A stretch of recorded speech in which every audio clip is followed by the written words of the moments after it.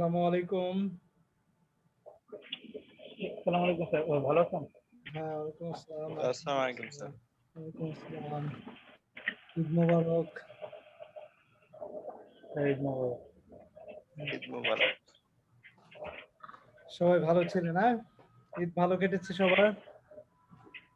জি sir, আলহামদুলিল্লাহ। জি sir.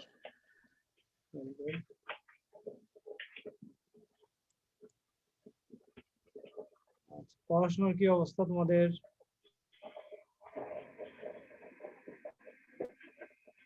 এই তো স্যার চলতেছে।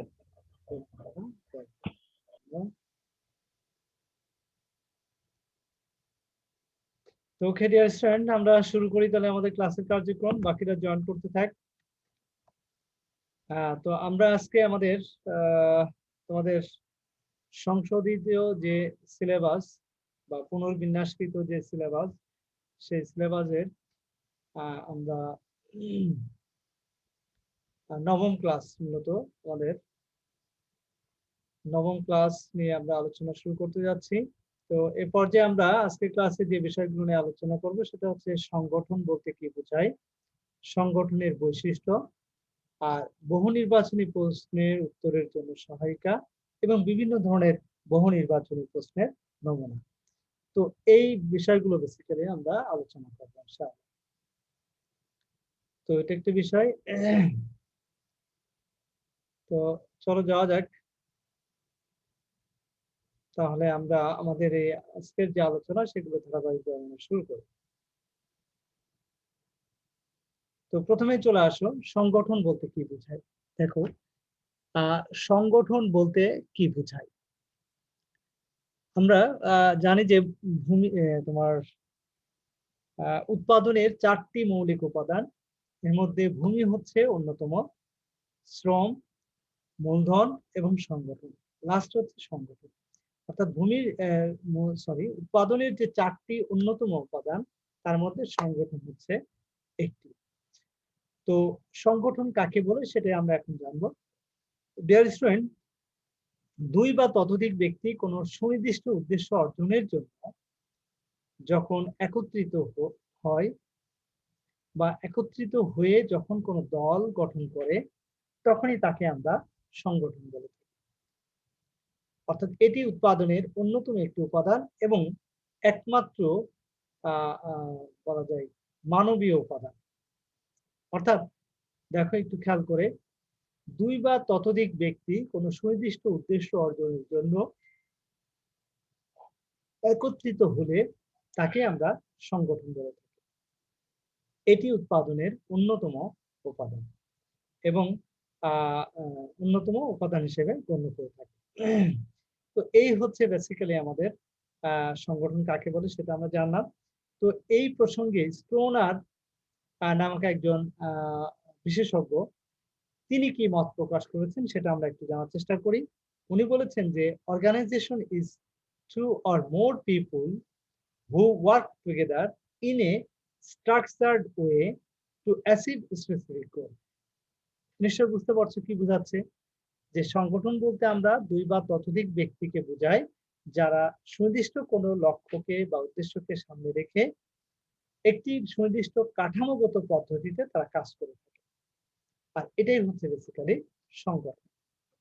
ওকে ডিয়ার স্টুডেন্ট, এবার আমরা সংগঠনের বৈশিষ্ট্য সমূহ নিয়ে আলোচনা করব। অর্থাৎ কোন একটি সংগঠনের কি কি বৈশিষ্ট্য থাকতে পারে সেটা নিয়ে আমরা আলোচনা করব। প্রথমে আসো, সংগঠনের বৈশিষ্ট্য সমূহ। নাম্বার 1, সুনির্দিষ্ট উদ্দেশ্য, স্পেসিফিক গোল। সংগঠনের একটি সুনির্দিষ্ট গোল বা উদ্দেশ্য থাকতে হবে। অর্থাৎ কোন সংগঠন যখন গড়ে ওঠে তখন সেটা সুনির্দিষ্ট লক্ষ্য বা গোলকে সামনে রেখেই বেসিক্যালি এই সংগঠন গড়ে ওঠে। সংগঠন কিন্তু এমনি এমনি গড়ে ওঠে না, কোনো একটা গোল বা উদ্দেশ্যকে সামনে রেখেই তারা প্রতিষ্ঠিত হয়। নাম্বার 2, সমন্বিত প্রচেষ্টা, অর্থাৎ কোঅর্ডিনেটেড এফোর্ট। অর্থাৎ এখানে যে সমস্ত সংগঠন, যেহেতু কমপক্ষে 2 জন, তার চেয়ে বেশি মানুষের সমন্বয় থাকবে এখানে। তো যেহেতু এখানে একাধিক মানুষের কি বলে একটা সংগঠন, একাধিক মানুষের একটা সমন্বিত রূপ, সে কারণে বলা হচ্ছে যে প্রত্যেকেরই একটা কোঅর্ডিনেশন সেখানে থাকে এবং এই কোঅর্ডিনেশনের মাধ্যমেই তারা কি করে কাজ করে থাকে এবং সমন্বিত প্রচেষ্টা বলা হয়ে থাকে এটাকে। তিন হচ্ছে শ্রম বিভাগ, দেখো division of labour, division of labour, শ্রম বিভাগ, ডিভিশন অফ লেবার, শ্রম বিভাগ। শ্রম বিভাগ কাকে বলে দেখো, শ্রম বিভাগ হচ্ছে যখন শ্রমিকদেরকে তাদের দক্ষতা এবং যোগ্যতা অনুযায়ী কাজে নিয়োগ দেওয়া হয়ে থাকে। তো সংগঠনের মাধ্যমে কিন্তু এই কাজটা করা হয়ে থাকে। অর্থাৎ এখানে যারা যোগ্য তাদেরকে যে যে কাজে দক্ষ বা যোগ্য তাকে সেই কাজেই কিন্তু কি দেওয়া হয়, নিয়োগ দেওয়া হয়ে থাকে। ওকে, দেন এরপরে চলে আসে যেটা আসছে সেটা হচ্ছে দায়িত্ব ও ক্ষমতা বন্টন। দায়িত্ব ও ক্ষমতা বন্টন, distribution of responsibility and authority, distribution of responsibility and authority, অর্থাৎ দায়িত্ব ও ক্ষমতা বন্টন। তাহলে দায়িত্ব ও ক্ষমতা বন্টন বলতে কি বোঝায় দেখো একটু খেয়াল করে,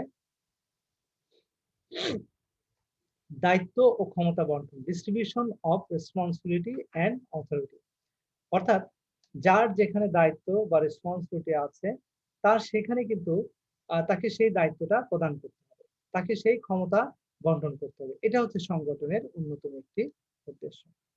এরপরে যেটা আসছে দেখো আদেশের ঐক্য, ইউনিটি অফ কমান্ড, আদেশের ঐক্য। তো এখানে যে বিষয়টা বলা হচ্ছে সেটা হচ্ছে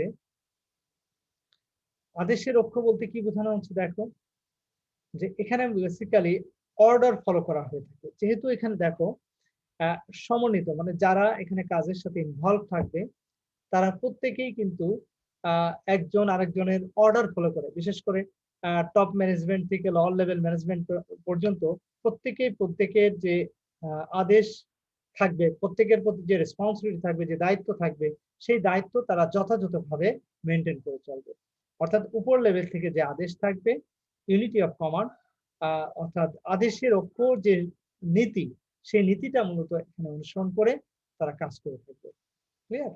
তো এই জন্য বলা হচ্ছে আদেশের ঐক্য হচ্ছে সংগঠনের অন্যতম একটি বৈশিষ্ট্য। এরপরে যেটা আসছে সেটা হচ্ছে অর্গানোগ্রাম, অর্গানোগ্রাম অর্থাৎ সংগঠন কাঠামো। স্যার আমার এখানে একটা কোশ্চেন ছিল। হ্যাঁ হ্যাঁ শিওর প্লিজ। স্যার এখানে আদেশের ঐক্য বলতে কি স্যার বোঝানো হয়েছে স্যার একজন নেতা থাকবে, ওই নেতার আদেশকে সবাই সম্মান করবে নাকি সবার মতামতের ভিত্তিতে একটা সিদ্ধান্ত নেওয়া হবে? আসলে এখানে বা তুমি প্রথম যেটা বললে সেটা হচ্ছে যে একজন নেতা থাকবে এবং তার আন্ডারে যারা থাকবে তারা সবাই সেই নেতার কথা অনুসরণ করে চলবে, বিষয়টা হচ্ছে এরকম। তো মোট বিষয়টা হচ্ছে, মূল কথাটা হচ্ছে যে সংগঠন মানে কি, সংগঠন হচ্ছে যে একাধিক ব্যক্তির একটা সমন্বিত রূপ যারা নির্দিষ্ট কোনো উদ্দেশ্যকে সামনে রেখে তারা কাজ করে থাকে।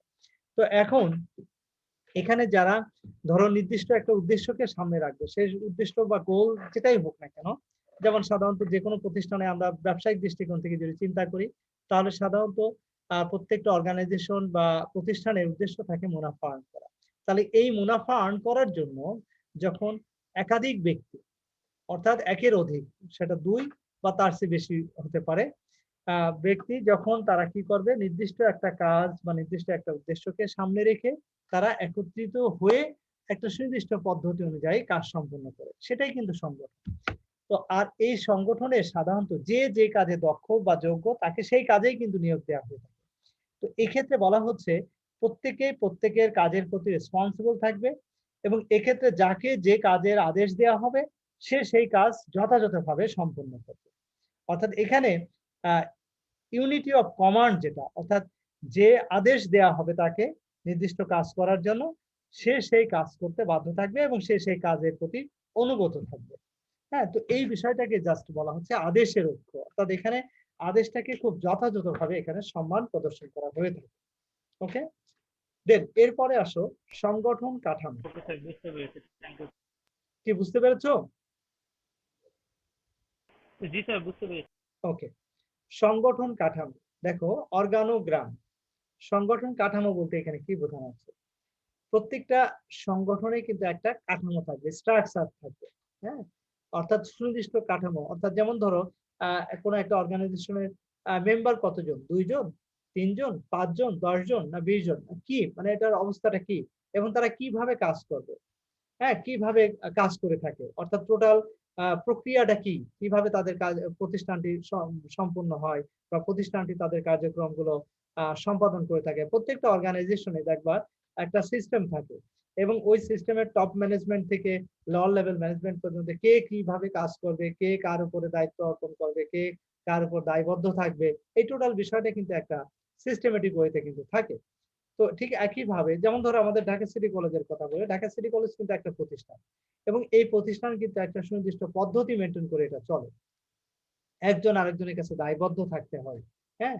আ আ যেমন ধরো আ তোমার গভর্নিং বডি থাকে। গভর্নিং বডির যারা সদস্য আছেন বা চেয়ারম্যান আছেন, তারা কিন্তু সর্বেসর্বা। যেকোনো মূল ডিসিশন কিন্তু তারা ও গ্রহণ করে থাকে। এরপরে দেখো প্রিন্সিপাল। প্রিন্সিপাল হচ্ছে নরমালি একাডেমিক কাউন্সিলের হেড হিসেবে কাজ করে। কিন্তু তারা কিন্তু আ আ প্রিন্সিপাল কিন্তু যেকোনো ধরনের সিদ্ধান্ত তারা ইনস্ট্যান্টলি নিতে পারে না। কারণ তারা গভর্নিং বডির মাধ্যমে কিন্তু সেই সিদ্ধান্তটা গ্রহণ করে থাকে প্রিন্সিপাল। তারপরে প্রিন্সিপাল আবার দেখো প্রত্যেকটা ডিপার্টমেন্ট আছে প্রিন্সিপালের আন্ডারে ভাইস প্রিন্সিপাল, ভাইস প্রিন্সিপাল তারপরে দেখা যায় ভাইস প্রিন্সিপালের পরে দেখা হচ্ছে যে তোমার প্রত্যেকটা ডিপার্টমেন্টের হেড থাকে। হ্যাঁ? প্রত্যেকটা ডিপার্টমেন্টের আন্ডারে আবার কিছু শিক্ষক থাকবেন। তো এইভাবে কিন্তু দেখো শিক্ষকরা দেখা যাচ্ছে হেড যেভাবে ইনস্ট্রাক্ট করবে অন্যরা অন্য শিক্ষকগণ তারা সেভাবে কাজ করবে। হ্যাঁ? তো ঠিক একইভাবে আবার প্রিন্সিপাল মনে করে হেডদেরকে যেভাবে ইনস্ট্রাক্ট করবে হেড গুলো কিন্তু সেইভাবে তারা তাদের কাজ করবে। তো ঠিক একইভাবে গভর্নিং বডি যে ডিসিশন গুলো নেবে সেই সিদ্ধান্তগুলো আবার প্রিন্সিপালের মাধ্যমে সেটা ইমপ্লিমেন্ট হবে, বাস্তবায়ন হবে। তো এই যে বিষয়গুলো এটা কিন্তু একটা সিস্টেম। তো এটাই হচ্ছে সংগঠনের কাঠামো। নিয়ন্ত্রণ ব্যবস্থা, কন্ট্রোল সিস্টেম। কন্ট্রোল সিস্টেমটা কি? অর্থাৎ সংগঠনে কিন্তু একটা নিয়ন্ত্রণ সিস্টেম থাকবে, ব্যবস্থা। অর্থাৎ এখানে হযবরল কোনো ব্যবস্থা থাকবে না। একটা সিস্টেমেটিক ওয়েতে সবাই সবার উপরে কন্ট্রোল রাখবে। সবাই সবার উপরে দায়বদ্ধ থাকবে। সবাই সবার কাজের প্রতি একটা দায়বদ্ধ থাকবে এবং জবাবদিহিতা থাকবে এখানে। অ্যাকাউন্টেবিলিটি থাকবে। তো এই বিষয়টা কিন্তু থাকবে। যে কারণে এটা নিয়ন্ত্রণ ব্যবস্থাটা খুব ইজি হয়। যেহেতু একজন আরেকজনের কাজের উপর নিয়ন্ত্রণ করে, একজন একজন কাজের উপর দায়বদ্ধতা থাকে। সে কারণে এখানে কিন্তু আ তারা আ তারা কি করে? তারা হচ্ছে মূলত স্বচ্ছ থাকে এবং তাদের কন্ট্রোলিং সিস্টেমটা কিন্তু এই কারণে অনেক সুন্দর থাকে। তো এটাই হচ্ছে মূল বিষয়। অর্থাৎ সংগঠনের বৈশিষ্ট্য সমূহ হচ্ছে এইগুলো। তো নিশ্চয়ই তোমরা বুঝতে পেরেছো ডিয়ার স্টুডেন্ট। এখানে আর কারো কোনো কোয়েশ্চেন আছে? না স্যার, কোনো কোশ্চেন নেই। আচ্ছা, যদি কোয়েশ্চেন না থাকে তাহলে আমরা সামনে চলে যাই। এরপরে যেটা আসছে সেটা হচ্ছে দেখো, এরপরে যেটা আসছে বহু নির্বাচনী প্রশ্নের জন্য সহায়িকা। অর্থাৎ এই অধ্যায়ে আ আ অধ্যায় থেকে আমরা এমসিকিউ কোয়েশ্চেন পেতে পারি, তাই না? তো সেই এমসিকিউ কোয়েশ্চেন গুলো সাধারণত কেমন হতে পারে? এই বিষয়গুলো নিয়ে বেসিক্যালি আমাদের একটা ধারণা এখানে দিয়েছি। দেখো, সবাই একটু খেয়াল করো মনোযোগ সহকারে। যে সম্পদ আরো সম্পদ অর্জনে ব্যবহৃত হয় তাকে আমরা মূলধন বলি। এটা নিশ্চয়ই বুঝতে পেরেছ? মানে মোটামুটি এই চ্যাপ্টারের কিন্তু যে টপিক গুলো আমাদের ছিল বা আলোচনা করার জন্য সেই টপিক গুলো আলোচনা শেষ। সে কারণে আমরা এমসিকিউ কোশ্চেন সম্ভাব্য এমসিকিউ কোশ্চেন কিভাবে হতে পারে, কোন কোন টপিক গুলো জানা থাকলে দেখবা আমাদের এমসিকিউ কোশ্চেনের প্রবলেম হবে না। যেমন ধরো, যে সম্পদ আরো সম্পদ অর্জনে ব্যবহৃত হয় তাকে আমরা কি বলি? মূলধন। মূলধন কিন্তু এক ধরনের সম্পদ, যে সম্পদটা কিন্তু আমরা আরো সম্পদ অর্জনের জন্য, আরো মুনাফা অর্জনের জন্য আমরা পুনরায় ব্যবহার করে থাকি। ওই জন্য এটাকে আমরা মূলধন বলি। ওকে, দেন এরপরে যেটা আসছে দেখো, ২ নম্বর হচ্ছে শিল্প বাণিজ্যের জীবনী শক্তি বলা হয়। শিল্প বা বাণিজ্যের জীবনী শক্তি বলা হয় মূলত মূলধনকে। অর্থাৎ পুঁজি বা অর্থ যদি না থাকে তাহলে কিন্তু কোনো অর্গানাইজেশন কিন্তু তাদের ব্যবসা বাণিজ্য কিন্তু চালিয়ে যেতে পারবে না। অর্থাৎ মূলধনটা হচ্ছে এখানে মূল ফ্যাক্টর। তো শিল্প বাণিজ্যের জীবনী শক্তি বলা হচ্ছে মূলত অর্থ বা পুঁজিকে। নাম্বার 3, ইনপুট হলো উৎপাদনের উপকরণ। ইনপুট হচ্ছে উৎপাদনের উপকরণ। তো ইনপুট কি? ইনপুট নিশ্চয় বুঝতে পারছো। ইনপুটটা হচ্ছে আমরা যে উপকরণগুলো ব্যবহার করি সেটার মাধ্যমে যে আউটপুটটা পাই। যেমন কোন একটা ফ্যাক্টরিতে যে বিভিন্ন ধরনের কাঁচামাল, বিভিন্ন ধরনের উপাদান আমরা ব্যবহার করে সেখান থেকে আউটপুট হিসেবে আমরা পণ্যটি পাই। ফাইনাল প্রোডাক্ট আমরা পাই। তো ঠিক একইভাবে যেকোনো কিছু উৎপাদন করতে গেলে আমরা বিভিন্ন ধরনের উপকরণ আমরা ব্যবহার করি যেগুলোকে আমরা ইনপুট বলে থাকি। ওকে? নাম্বার 4, উৎপাদনের পঞ্চম উপাদান বলা হয় মানব সম্পদকে। যদিও উৎপাদন কিন্তু পঞ্চম সম্পদ স্বীকৃত না, অর্থাৎ আমরা 4টা জানি উপকরণ, ভূমি, শ্রম, মূলধন, সংগঠন। বলা হচ্ছে যে উৎপাদনের যদি পঞ্চম উপাদান বলা হতো তাহলে আমরা মানব সম্পদকে পঞ্চম উপাদান হিসেবে গণ্য করি। নাম্বার স্যার আমার 5, একটা কোশ্চেন। হ্যাঁ শিওর প্লিজ। স্যার এখানে তো শ্রমটাকে আপনার মানবীয় উপাদান বলা হচ্ছে, তাহলে আবার কেন পঞ্চম উপাদান হিসেবে মানব সম্পদকে ইন্ডিকেট করা হলো?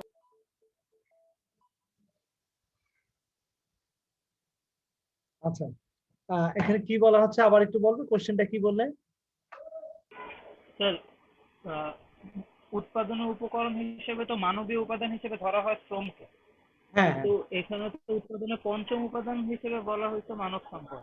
মানব সম্পদ দুইটা তো আচ্ছা, একই জিনিস হয়ে গেল। হ্যাঁ, হ্যাঁ, একটু আমি আসতেছি। দেখো, শ্রমকে মূলত মানবীয় উপাদান বলা হয়। হ্যাঁ, তো শ্রমটা বেসিক্যালি আসে কোথা থেকে? মানব সম্পদ থেকে কিন্তু।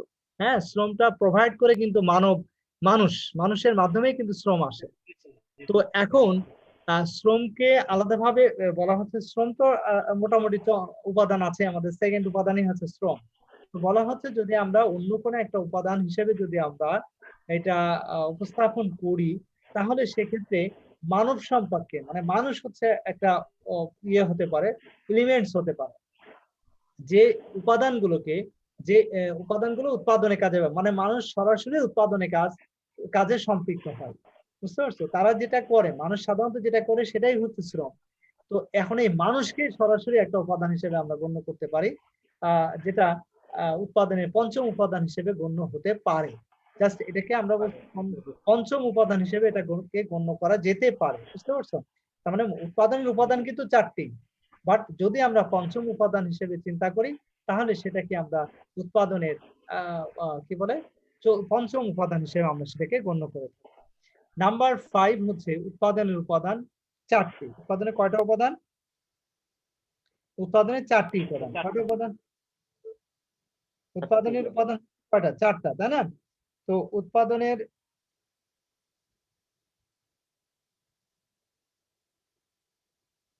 আচ্ছা, উৎপাদনের উপাদানকে আমরা কয়টা উপাদান বলছি? 4টা উপাদান বলছি, একটু খেয়াল করো সবাই। তো উৎপাদনের 4টা উপাদান। এখন এই 4টা উপাদানে আমাদের ভূমি, শ্রম, মূলধন এবং সংগঠনকে বলছি আমরা। ক্লিয়ার? এটা তো আমরা জানি। তারপরেও আমরা আবার একটু ইয়ে করে গেলাম এটা। নাম্বার 6 হচ্ছে, দেখো, উৎপাদনের মানবীয় উপাদান হলো শ্রম। দেখো এই যে 6 নম্বরে কিন্তু বলা আছে উৎপাদনের মানবীয় উপাদান হচ্ছে শ্রম। আচ্ছা, নাম্বার 7, উৎপাদনের উৎপাদিত উপাদান হলো মূলধন। আচ্ছা, উৎপাদিত উপাদান বলা হচ্ছে মূলধনকে, বা আমরা আরেকভাবে বলে উৎপাদনশীলতা। মূলধনের এই উৎপাদনের অন্যতম বা মূলধনের অন্যতম একটা বৈশিষ্ট্য হচ্ছে উৎপাদনশীলতা। অর্থাৎ মূলধনের মাধ্যমেই কিন্তু উৎপাদনের যে গতি সেটা কিন্তু ত্বরান্বিত থাকে। মূলধন নাই, দেখবা উৎপাদন বন্ধ। হ্যাঁ, তো এই জন্য বলা হচ্ছে উৎপাদনের উৎপাদিত উপাদান হচ্ছে মূলধন। নাম্বার 8, শ্রমিকের সশরীরে উপস্থিত থাকার কারণ হচ্ছে শ্রম ও শ্রমিক।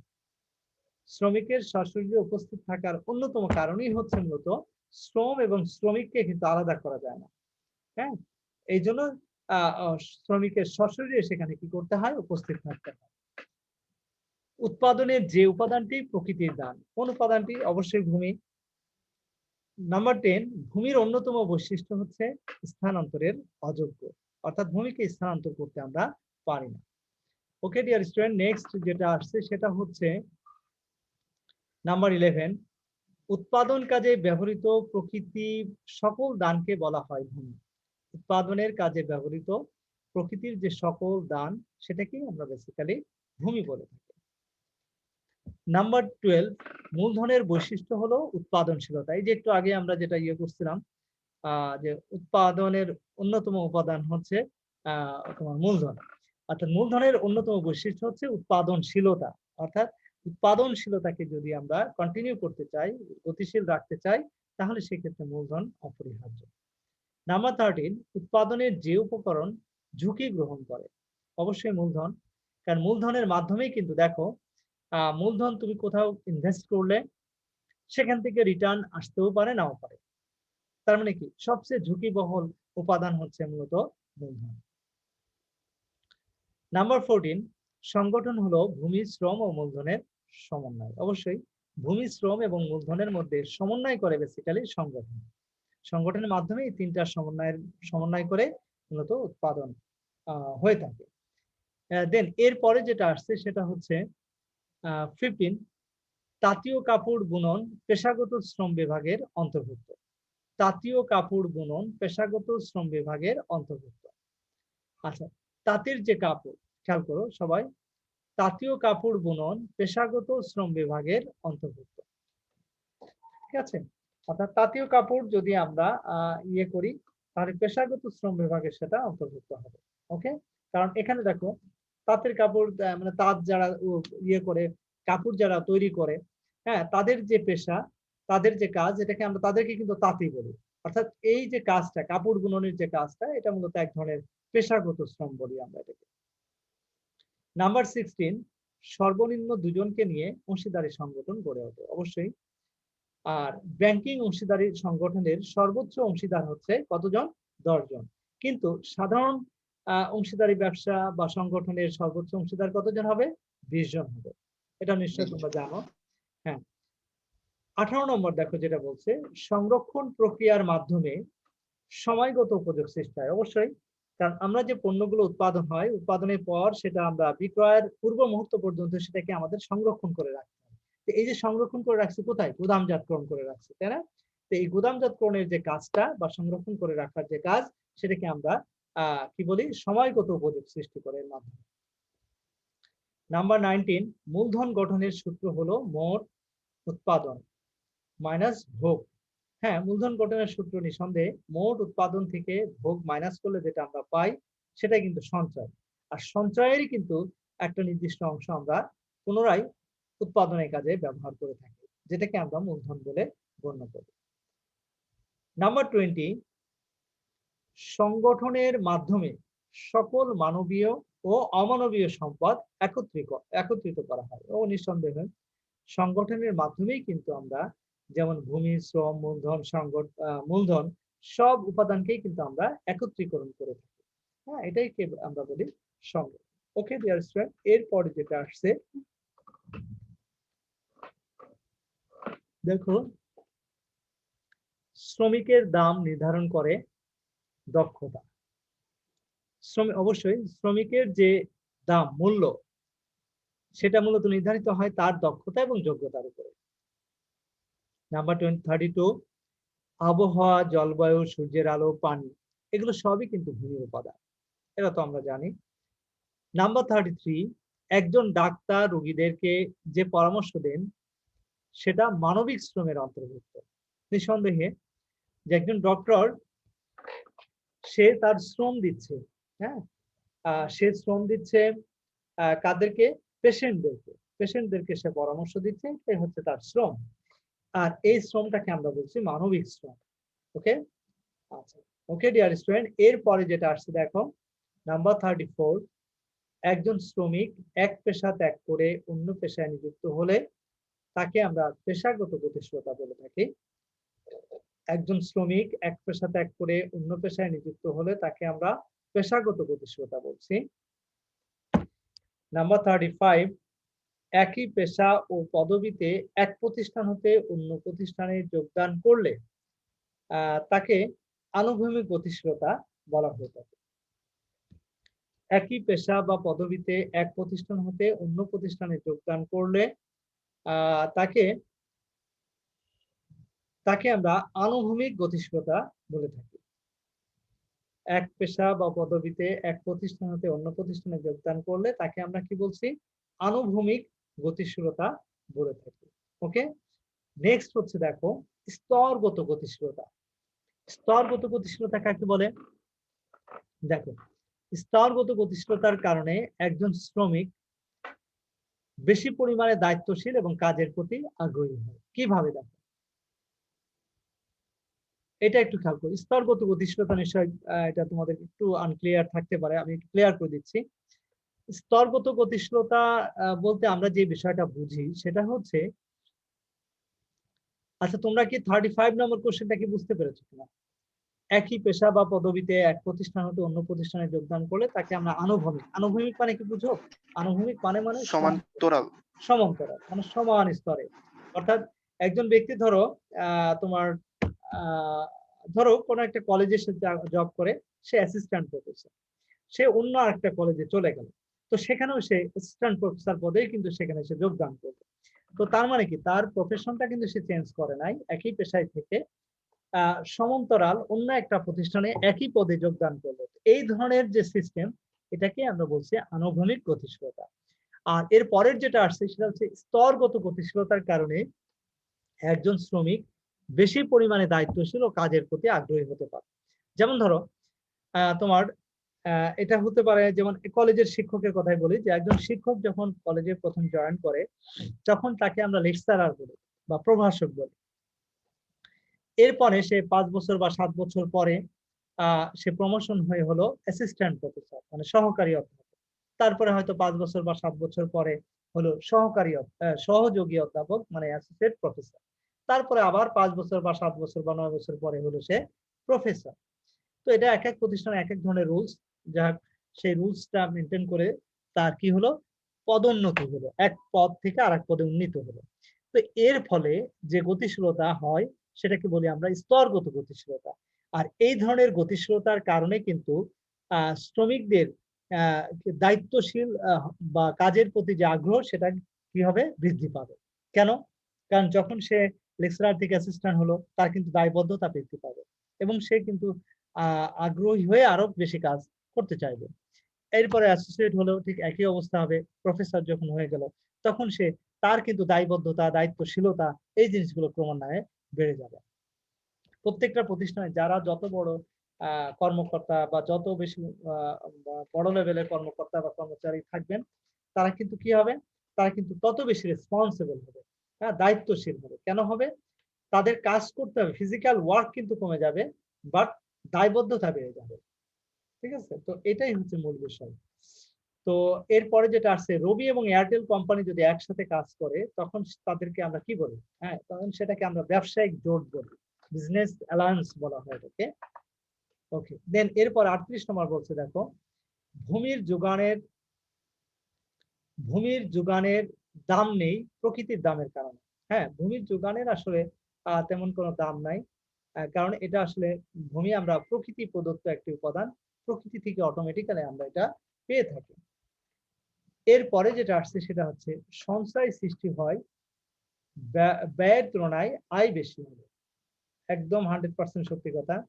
আমাদের সঞ্চয় সৃষ্টি হবে কখন? যদি আমরা আয় বেশি করি, সেই তুলনায় ব্যয় কম হয়, তখনই কিন্তু আমাদের সেভিং সৃষ্টি হবে। তো এই হচ্ছে বেসিক্যালি আমাদের মোটামুটি আলোচনা। তো ডিয়ার স্টুডেন্ট, তোমাদের কারো কোনো কোশ্চেন আছে কিনা? এই যে আমরা 40টা আলোচনা করলাম পয়েন্ট, যেটা হচ্ছে আমাদের এমসিকিউ বা বহু নির্বাচনী প্রশ্নের জন্য সহায়ক ভূমিকা পালন করবে আশা করি। তো তোমাদের কোনো পয়েন্ট বুঝতে প্রবলেম হয়েছে কিনা? না হলে আমরা নেক্সট আলোচনায় চলে যাব। স্যার, রবি আর স্যার, এয়ারটেল কোম্পানি আমার তো একটা সমজাতীয় কোম্পানি, হ্যাঁ, সমজাতীয়। তাই না? তো এখানে রবির জায়গায় যদি অন্য কোনো কোম্পানি থাকতো তাহলে এটাকে আমরা ব্যবসায় জোট বলতাম। ব্যবসায়িক জোট হচ্ছে সাধারণত জোট কখন করবে, মানে দুটো প্রতিষ্ঠান বা তিনটা প্রতিষ্ঠান বা তার চেয়ে বেশি প্রতিষ্ঠান জোটবদ্ধ হয়ে কাজ কখন করবে? একই ধরনের কাজ যদি তারা করে, বুঝতে পারছো? মানে জোট কখন তৈরি হয়? জোট তো তখনই হবে যখন তাদের কাজের ধরনটা একই রকম হবে, তাই না? এখন ধরো তোমার সাথে আমি জোটবদ্ধ হবো, তো তুমি এক ধরনের কাজ করো, আমি আরেক ধরনের কাজ করি, তাহলে তো আমাদের মধ্যে জোট হবে না, তাই না? জোট হবে কখন? যখন তুমি যে কাজ করো আমি সেই কাজ করি, তখনই কিন্তু আমরা জোটবদ্ধ হয়ে একসাথে হলে আরো বেশি শক্তিশালী হব, তখন কিন্তু কাজ করতে সুবিধা হবে। জোট তো তখনই হবে যারা একই শ্রেণীর কাজ করে থাকে, বুঝতে পারছো? কিন্তু আলাদা আলাদা কাজ করে তখন তো আসলে জোটবদ্ধ হয় না তারা, কারণ তখন তো জোটবদ্ধ হওয়ার যে উদ্দেশ্য যে নিজেদেরকে শক্তিশালী করা, আরো বেশি দ্রুত গতিতে আরো বেশি স্পিডলি কাজ করা, এই বিষয়গুলো তো নিশ্চিত করা তখন যাবে না। ক্লিয়ার? এই জন্য বলা হচ্ছে যে তোমার অবশ্যই অ্যালায়েন্সটা হবে সাধারণত একই শ্রেণীর তোমার ইসের ক্ষেত্রে, প্রতিষ্ঠানের ক্ষেত্রে। ক্লিয়ার? জি sir. Okay, then any question? Sir শ্রমিকের দাম নির্ধারণটা কিভাবে তার দক্ষতার উপর নির্ভর করে? আচ্ছা, গুড। দেখো একটু খেয়াল করো, শ্রমিকের দাম নির্ধারণ হয় তার দক্ষতা বা যোগ্যতা অনুযায়ী। কিভাবে হয়? কারণ একটু খেয়াল করো, যখন আমরা দেখবা কোনো প্রতিষ্ঠানে যখন নিয়োগ প্রদান করি, তখন বলা হয় 5 বছরের অভিজ্ঞতা থাকতে হবে, 10 বছরের অভিজ্ঞতা থাকতে হবে। এখন এই যে দেখো, অভিজ্ঞতা থাকতে হবে, আরেকটা হচ্ছে যে ফ্রেশ কর্মী, তার কোনো কাজের অভিজ্ঞতা নেই, তাকে আমরা নিয়োগ দিব। তো এখন দেখো দুইজন ব্যক্তি, একজন হচ্ছে একেবারে ফ্রেশ, যে এর আগে কোনো চাকরি করে নাই, কোনো কাজ করে নাই, এই সম্পর্কে তার কোনো ধারণা নাই। ফ্রেশ একজন ব্যক্তিকে ট্রেনিং দিয়ে তার সেই কাজ শেখাতে হবে। আরেকজন অলরেডি অন্য একটা প্রতিষ্ঠানে 5 বছর কাজ করে আসছে, তার সেই দক্ষতা বা যোগ্যতা আছে এই কাজের প্রতি, কিভাবে সিনসিয়ারলি কাজ করতে হবে, কিভাবে মানে টোটালি তার ধারণা আছে। তাহলে এখন এই দুইজন ব্যক্তির স্যালারি কি একই রকম হবে? একজন ব্যক্তি হচ্ছে একজন ফ্রেশ গ্রাজুয়েট করা, আরেকজন হচ্ছে গ্রাজুয়েট করে সে অলরেডি 5 বছর কাজ, না স্যার, না স্যালারি একরকম হবে। আলাদা হবে। তার মানে আমরা দেখো এই দুইজন শ্রমিকের বা দুইজন ব্যক্তির, দুইজন এমপ্লয়ি বেতন আমরা নির্ধারণ করছি তাদের যে দক্ষতা বা যোগ্যতা সেটার উপর ভিত্তি করে। ক্লিয়ার? সে কারণে আমরা বলছি যে জি স্যার, বুঝতে পেরেছি। শ্রমিকের দাম ধন্যবাদ। নির্ধারণ করা হয় তাদের দক্ষতার উপর ভিত্তি করে। ওকে, ক্লিয়ার? জি স্যার। ভূমি যোগানের দাম নেই, প্রকৃতির দাম ওকে, এটা তাহলে আর কোনো কোশ্চেন কি আছে? যদি না থাকে আমরা সামনে আগাবো। ভূমির যোগানের দাম নেই, প্রকৃতির দাম এটা।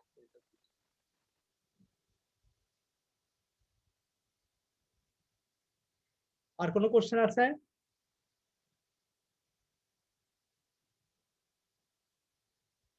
আমরা সামনে আগাই। আচ্ছা দেখো, এই যে আমরা যে বহু নির্বাচনী প্রশ্ন নিয়ে যে আমরা মোটামুটি আলোচনা করলাম, যে এই বিষয়গুলোর আলোকে হতে পারে, তারই একটা কিছু নমুনা উদাহরণ আমরা এখানে উপস্থাপন করেছি। যেমন ধরো সাধারণ বহু নির্বাচনী প্রশ্ন বা জ্ঞান বা অনুধাবনমূলক প্রশ্ন। দেখো, নিচের কোনটি উৎপাদনে আদি বা মৌলিক উপাদান? আমরা যদি এখানে, যদিও এটা হাইলাইটেড করা আছে রেড ইয়ে দিয়ে, তো তারপর না থাকলেও কিন্তু আমরা বলতে পারতাম ইজিলি, নিচের কোনটি উৎপাদনের আদি এবং মৌলিক উপাদান? ভূমি, শ্রম, মূলধন, সংগঠন। চারটার মধ্যে কোনটা? অবশ্যই ভূমি। নাম্বার 2 হচ্ছে নিচের কোনটি উৎপাদনের জীবন্ত উপাদান? তো ভূমি, শ্রম, মূলধন, সংগঠন, চারটার মধ্যে জীবন্ত উপাদান কোনটা? মানবীয় উপাদান আমরা বলি কাকে? শ্রমকে। শ্রমকে আমরা জীবন্ত উপাদান বলি। ক্লিয়ার? আর 3 নম্বর হচ্ছে নিচের কোনটির উৎপাদন ব্যয় রয়েছে? ভূমি, শ্রম, মূলধন, সংগঠন। অবশ্যই মূলধন। কারণ মূলধন তোমার তৈরি করতে গিয়ে কিন্তু তোমাকে ব্যয় করতে হয়, সেখান থেকে প্রফিট আসে, প্রফিট থেকে আমরা কিছু খরচ করি, তারপরে সেটার বাড়তি অংশটুকু আমরা ব্যয় করি, সঞ্চয় করি, সঞ্চয়ের একটা অংশ আমরা আবার পুনরায় বিনিয়োগ করি। এইভাবেই তো মূলধন গঠন হয়, তাই না? তো তার মানে মূলধনের অবশ্যই উৎপাদন ব্যয় আছে, যেটা অন্য উপকরণের। ক্লিয়ার? ওকে, এবার চলে আসলো বহুপদীর সমাপ্ত সূচক বহু নির্বাচনী প্রশ্ন বা অনুধাবনমূলক প্রশ্ন। নাম্বার 4 দেখো, উৎপাদনের কোন উপকরণ গতিশীল? ভূমি, শ্রম, মূলধন, নিচের কোনটি সঠিক? গতিশীল কোন উপকরণ গতিশীল? ভূমি, শ্রম এবং মূলধন, এই তিনটা উপাদানের মধ্যে কোন উপাদান? ভূমি কি গতিশীল? স্যার ভূমি গতিশীল না, ভূমিকে স্থানান্তর করা যায় না। বাট শ্রম এবং মূলধন দুইটাই কিন্তু গতিশীল। ওকে, তাহলে আমরা এটা সঠিক আনসারটা হবে কোনটা? গ। ওকে, এবার 5 নম্বরটা দেখো, ভূমি শ্রম বিভাগের উদ্দেশ্য হলো পণ্যের বাজার সৃষ্টি, একক প্রতি উৎপাদন ব্যয় বৃদ্ধি, যন্ত্রপাতির সদ্ব্যবহার। এটা শ্রম বিভাগের উদ্দেশ্য কি? পণ্যের বাজার সৃষ্টি করা অবশ্যই, একক প্রতি উৎপাদন ব্যয় বৃদ্ধি করা অবশ্যই শ্রম বিভাগের উদ্দেশ্য না, যন্ত্রপাতির সৎ ব্যবহার করা এটা অবশ্যই উদ্দেশ্য। তাহলে সেক্ষেত্রে 1 এবং 3, দ্যাট মিন্স 6 নম্বরটা হচ্ছে রাইট অ্যান্সার। ওকে, তাহলে কি তোমরা বুঝতে পেরেছো এটা? তাহলে এটাকে বলা হচ্ছে বহুপদী সমাপ্তি সূচক বহু নির্বাচনী প্রশ্ন। জি স্যার, বুঝতে পেরেছি। ওকে, এবার লাস্ট যেটা আসছে সেটা একটু খেয়াল করো, অভিন্ন তথ্যভিত্তিক বহু নির্বাচনী প্রশ্ন প্রয়োগ ও উচ্চতর দক্ষতা ভিত্তিক প্রশ্ন। প্রয়োগ ও উচ্চতর দক্ষতা ভিত্তিক প্রশ্ন। তাহলে এখানে দেখো উদ্দীপক দেয়া আছে। উদ্দীপকের আলোকে আমাদের 6 এবং 7 নম্বর প্রশ্নের উত্তর তৈরি করতে হবে। কিভাবে করা যায় সেই প্রক্রিয়াটা আমরা দেখো, একটু খেয়াল করে। সম্প্রতি মিস্টার রবিউল ঢাকার গাজীপুরে একটি কারখানা ভাড়া নিয়ে পোশাক তৈরির কাজ শুরু করে, কারণ ওখানে স্বল্প আয়ের প্রচুর মানুষ বসবাস করে। মিস্টার রবিউল তার কারখানার শ্রমিকদের তাদের দক্ষতা অনুযায়ী কাজ বন্টন করে দেওয়াতে তার ব্যবসার সফলতা দ্রুত আসে। এখন একটু খেয়াল করি এখানে কি বলছে। মিস্টার রবিউলের ব্যবসাটি প্রধানত কি নির্ভর? ভূমি, শ্রম, মূলধন, সংগঠন, এই 4টা উপাদানের মধ্যে কোন উপাদানের নির্ভর? অবশ্যই শ্রম নির্ভর। কারণ এখানে দেখো গাজীপুরে সস্তায় শ্রমিক পাওয়া যায়, সে কারণে কিন্তু তারা কি করছে, গাজীপুরে কিন্তু তাদের ফ্যাক্টরিটা প্রতিষ্ঠিত করেছে। তার মানে শ্রম উপাদান হচ্ছে শ্রমের উপর নির্ভরশীল। ওকে, এরপরে যেটা আসছে দেখো, মিস্টার রবিউলের ব্যবসায়ের দ্রুত সফলতার কারণ কি? মিস্টার রবিউলের ব্যবসায়ের দ্রুত সফলতার কারণ কি? শ্রম বিভাগ, মূলধনের প্রাচুর্যতা, সস্তা শ্রমিক। এখানে শ্রম বিভাগ এবং সস্তায় শ্রমিক, মূলধনের প্রাচুর্যতার কোনো বিষয় কিন্তু এখানে আসে নাই। তার মানে শ্রম বিভাগ শ্রমিকদেরকে দক্ষতা এবং যোগ্যতা অনুযায়ী কাজ বন্টন করে দেওয়া হয় এবং সস্তায় শ্রমিক পাওয়া যায়। এই দুইটা উপকরণের কারণেই কিন্তু মূলত মিস্টার রবিউল ব্যবসায় দ্রুত সফলতার মুখ দেখছে। কি সবাই বুঝতে পেরেছ? তো এই হচ্ছে বেসিক্যালি আমাদের মূল আলোচনা। অর্থাৎ আমাদের জি স্যার। যে বিষয়টা বলা হচ্ছে যে সেটা হচ্ছে যে মিস্টার রবিউল কি হচ্ছে যে তার শ্রম বিভাগ এবং তোমার সস্তা শ্রমিকের মাধ্যমে ফলো করার মাধ্যমে সে কাজে দ্রুত সফলতা পাচ্ছে। তো ডিয়ার স্টুডেন্ট, এই ছিল মোটামুটি আমাদের আজকের আলোচনা। তোমাদের কারো কোনো কোশ্চেন থাকলে আমরা সেটা এখন ডিসকাস করব, তা না হলে মোটামুটি আমাদের ক্লাস শেষ পর্যায়ে বলা যায়। স্যার, বহুজাতীয় কোম্পানি বলতে কি বোঝায় একটু আমাকে বলেন। বহুজাতিক কোম্পানি, এই তো? আচ্ছা, মাল্টি ন্যাশনাল হ্যাঁ। কোম্পানি বলা হয় এটাকে, মাল্টি ন্যাশনাল বা বহুজাতিক কোম্পানি। মাল্টি ন্যাশনাল মানে হচ্ছে যে কোম্পানিগুলো কোনো নির্দিষ্ট দেশের মধ্যে সীমাবদ্ধ না রেখে বিশ্বের বিভিন্ন দেশে যখন তাদের কার্যক্রম পরিচালনা করে থাকে, এই ধরনের কোম্পানিগুলোকে সাধারণত মাল্টি ন্যাশনাল কোম্পানি বলা হয়। বহুজাতিক তার মানে হচ্ছে বহু জাতির মধ্যে তারা কাজ করে। মাল্টি ন্যাশনাল, বুঝতে পারছো? বহু, মাল্টি মানেই তো বহু, আর ন্যাশনাল মানে জাতীয়, তাই না? তাহলে বহু জাতীয় মানে বহু দেশে কিন্তু তারা তাদের কার্যক্রম বিস্তার লাভ করছে। এই ধরনের প্রতিষ্ঠানকে আমরা সাধারণত বহুজাতিক কোম্পানি বলে থাকি।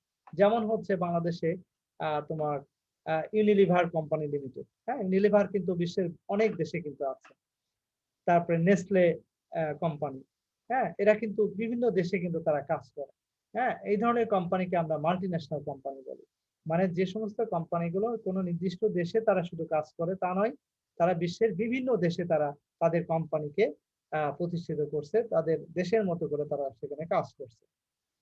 এই ধরনের কোম্পানিকে আমরা বলি মাল্টি ন্যাশনাল কোম্পানি। ক্লিয়ার? জি sir. Okay, then any question?